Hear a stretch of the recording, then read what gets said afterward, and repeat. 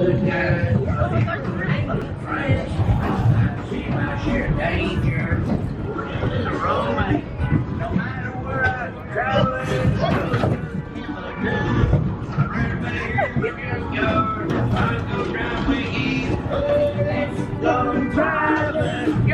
Jamboree now.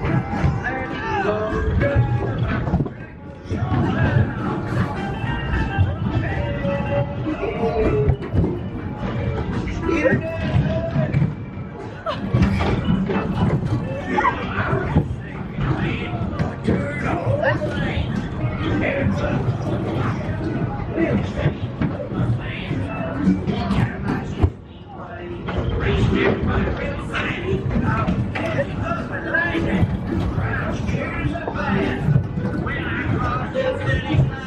One thing I wanted to do, get back to my junkyard so I can go driving with you. Let's go driving, junkyard driving down.